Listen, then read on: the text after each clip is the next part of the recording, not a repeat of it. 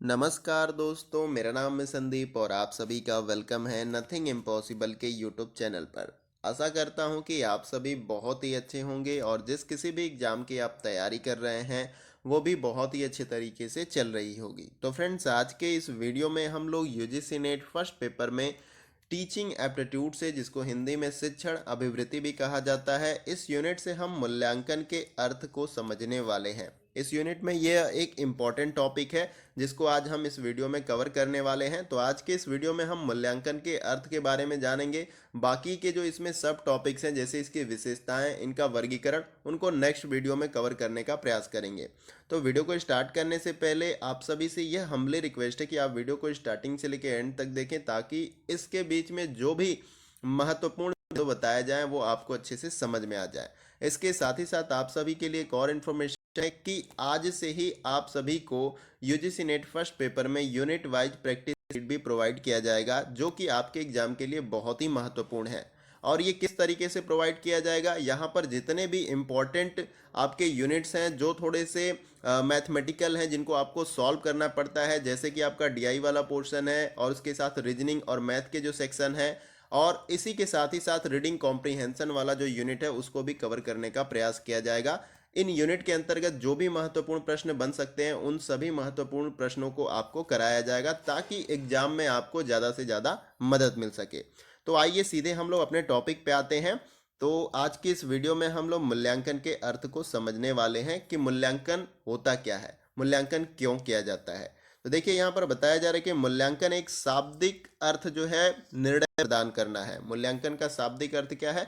निर्णय प्रदान करना है। यानी कि हम अगर कोई कार्य करते हैं तो वो कार्य कितना बेहतर है या परफेक्ट है, उसका बिना मूल्यांकन पता नहीं चल सकता। तो जब तक हम उसका मूल्यांकन नहीं करते तो हमें यह नहीं पता चलता कि वो कार्य कितना बेहतर है।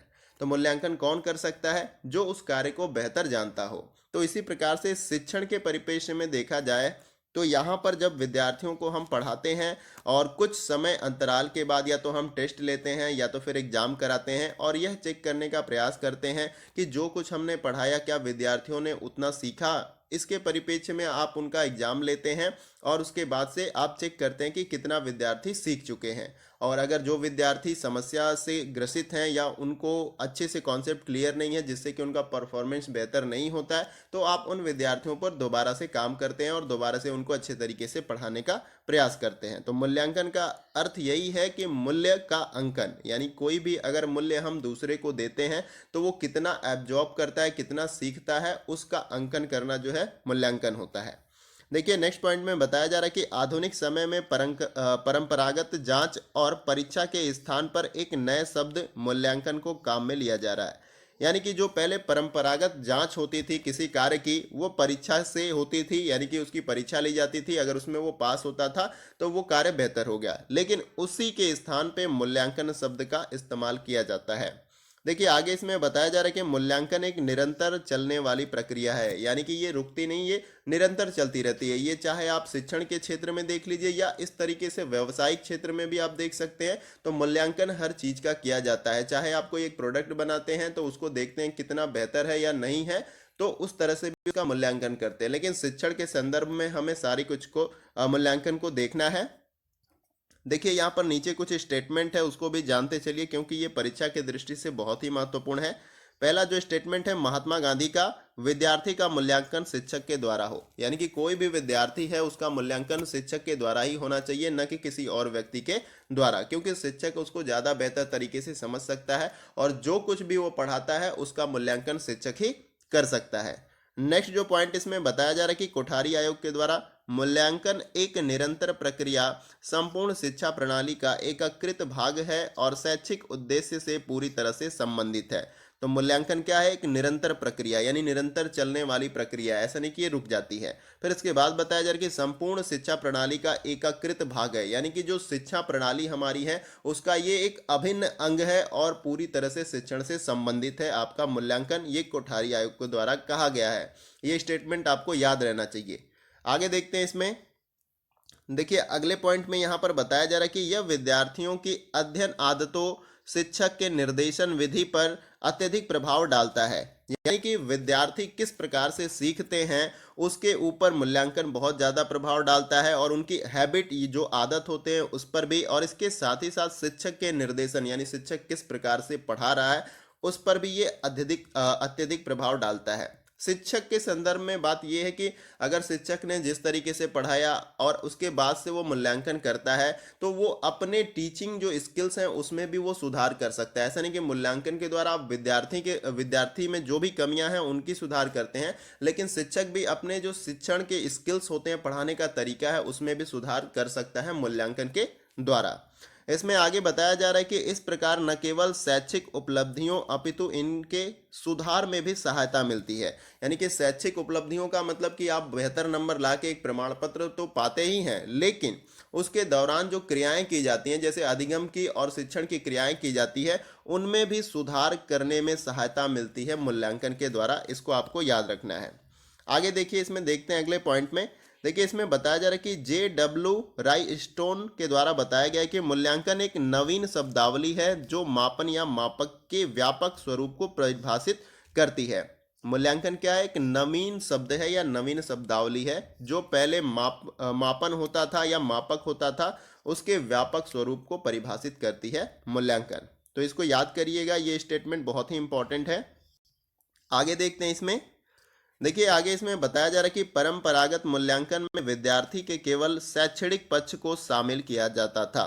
यानी कि पहले के जो परंपरागत मूल्यांकन होते थे उसमें विद्यार्थियों के शैक्षणिक पक्ष यानी कि शिक्षण वो कितना प्राप्त करता था उसके संदर्भ में मूल्यांकन किया जाता था। लेकिन शिक्षा के बदलते परिवेश में आधुनिक मूल्यांकन विद्यार्थी के सभी पक्षों पर जो है ध्यान देता है, जैसे कि शैक्षणिक, उसने कितना सीखा, शारीरिक, उसका शारीरिक विकास किस प्रकार से हो रहा है, मानसिक, उसकी मानसिक स्थिति कैसी है, संवेगात्मक और बौद्धिक क्षमता कितनी है, चिंतन किस प्रकार से कर सकता है, उसका व्यक्तित्व कैसे है। तो इन सारे पहलुओं पर जो है आधुनिक मूल्यांकन के हिसाब से जो है ध्यान दिया जाता है। ऐसा नहीं कि परीक्षा के दृष्टि से ही बस शैक्षणिक पक्ष पर ही ध्यान दिया जाता है मूल्यांकन के दौरान, लेकिन आधुनिक जो मूल्यांकन है विद्यार्थी के सभी पक्षों पर ध्यान देता है, जिसमें मैंने आपको शैक्षणिक, शारीरिक, मानसिक, संवेगात्मक और बौद्धिक चिंतन प्रक्रिया और व्यक्तित्व पर ध्यान दिया जाता है।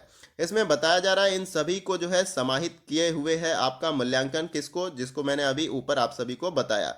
साथ ही पाठ्यक्रम के विभिन्न उद्देश्यों के व्यापक स्तर को भी मापने का प्रयास किया जाता है। यानी कि जब हम शिक्षण के दौरान एक पाठ्यक्रम और सिलेबस के दौरान पढ़ाई करते हैं और उस सिलेबस को कितना विद्यार्थी अधिगम करते हैं या सीखते हैं उसके बारे में, उसका तो मूल्यांकन करते ही करते हैं, लेकिन इसके साथ साथ विद्यार्थियों के सभी पक्षों पर भी ध्यान दिया जाता है मूल्यांकन के दौरान, जैसे शैक्षणिक, शारीरिक और मानसिक और आदि। इसके बाद नीचे हम लोग देखते हैं, नीचे जो पॉइंट्स इंपॉर्टेंट है इसमें देखिए, परंपरागत मूल्यांकन के जनक जो है J.S. राइस को कहा जाता है। इसको आप याद रखिएगा, बहुत ही इंपॉर्टेंट है। और दूसरा जो पॉइंट है इसमें, आधुनिक मूल्यांकन के जनक जो है B.S. ब्लूम को माना जाता है। यानी कि जो पहले की परंपरागत मूल्यांकन विधि थी उसका जनक जो है J.S. राइस को माना जाता है, लेकिन आधुनिक जो मूल्यांकन इस समय चल रही है जिसमें विद्यार्थी के सभी पक्षों पर ध्यान दिया जाता है, उसके जनक जो है B.S. ब्लूम को माना जाता है। तो यहाँ पर जो है हमारा ये वीडियो का सेक्शन खत्म होता है। आज के इस वीडियो में हम लोगों ने मूल्यांकन के अर्थ के बारे में समझने का प्रयास किया, और मैंने शुरू में ही आपको बताया था कि इसको 2-3 पार्ट्स में जो है कवर करेंगे, जैसे कि आज के इस वीडियो में मूल्यांकन के अर्थ के बारे में, और नेक्स्ट जो हमारा वीडियो आएगा उसमें मूल्यांकन की विशेषताओं और उसके वर्गीकरण के बारे में हम समझने का प्रयास करेंगे। इस प्रकार से हम इस टॉपिक को बहुत ही अच्छे तरीके से क्लियर करेंगे, और मैंने आपको यह भी बताया कि आज से ही आपको प्रैक्टिस सेट के क्वेश्चन प्रोवाइड किए जाएंगे जो इंपॉर्टेंट है आपके एग्जाम के दृष्टि से। तो वीडियो कैसा लगा इसके बारे में जरूर बताइएगा, और कमेंट बॉक्स में किसी और टॉपिक पे वीडियो चाहिए तो उसके बारे में भी बताइएगा। और वीडियो कहीं से भी अच्छा लगे तो वीडियो को लाइक कर सकते हैं, क्योंकि आपके एक लाइक से हमें बहुत सारा मोटिवेशन मिलता है। हमें लगता है आप हमारी वीडियो को देखते हैं और हमें आपके लिए निरंतर कार्य करना चाहिए। और वीडियो को शेयर करें मैक्सिमम दोस्तों के साथ, ताकि उनको भी इस वीडियो से हेल्प मिल सके, क्योंकि हम जो कुछ भी आपको प्रोवाइड करते हैं वो सब कुछ फ्री ऑफ कॉस्ट होता है। बस हमारा यही उद्देश्य है कि ज़्यादा से ज़्यादा लोगों की मदद की जाए। तो आप शेयर करेंगे तो जरूर एक आध लोगों की मदद हो सकती है, तो आप वीडियो को जरूर शेयर करें। और चैनल पे नए हैं तो चैनल को सब्सक्राइब कर सकते हैं और उसके बगल में जो बेल आइकन का बटन होता है उस प्रकार से उसको आप जरूर प्रेस कर लें, क्योंकि इस चैनल पे लगभग सभी एग्जामों की प्रिपरेशन होती है।